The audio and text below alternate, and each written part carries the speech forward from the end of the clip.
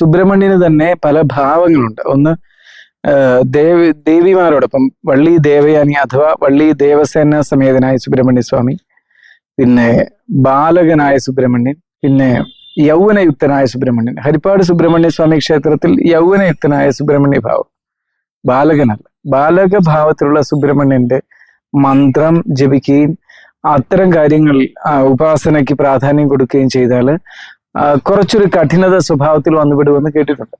ഞാനത് ശീലിച്ചിട്ടില്ല, ഞാൻ അങ്ങനെ കേട്ടിട്ടുണ്ട്. എന്നാൽ യുവത്വത്തിലേക്ക് എത്തുന്ന സുബ്രഹ്മണ്യനെ പൂജിച്ചു കഴിഞ്ഞാൽ അതിന് വളരെയേറെ പ്രാധാന്യമാണ്, സമ്പന്നതയുടെ പരമകോടിയിലേക്ക് എത്തിക്കും.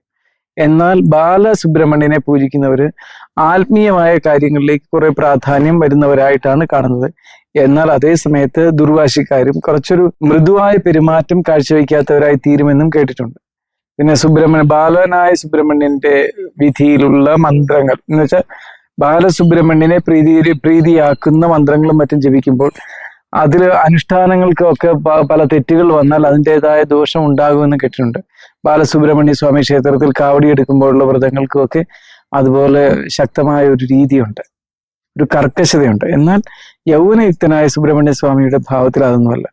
കൂടുതൽ സൗന്ദര്യം വരിക, കൂടുതൽ നിറം വരിക, കൂടുതൽ ധനം വരിക, കൂടുതൽ മര്യാദ വരിക, അങ്ങനെ എല്ലാ തരത്തിലുമുള്ള ബാഹ്യ ജീവിത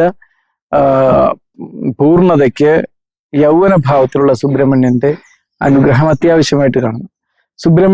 ഹരിപ്പാട് സുബ്രഹ്മണ്യ സ്വാമി ക്ഷേത്രത്തിൽ ഏകദേശം 8 വർഷം നിർമാല്യം തൊഴുത ഒരാളാണ് ഞാൻ.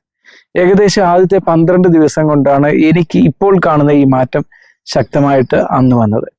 അതൊരു തരം ബോധോദയമായിരുന്നു എന്ന് തന്നെ പറയാം. അതിലെ 12 ദിവസം കൊണ്ട് തന്നെ ഞാനൊരു വേറൊരു ബോധതലത്തിലേക്ക്, വേറൊരു ബോധം ഇതിൽ മാറിപ്പോയി എന്നുള്ളതല്ല, നിലവിലുണ്ടായിരുന്ന ബോധത്തിന്റെ അനന്ത സൂക്ഷ്മതയിലേക്ക് എനിക്ക് പോകാൻ സാധിച്ചു.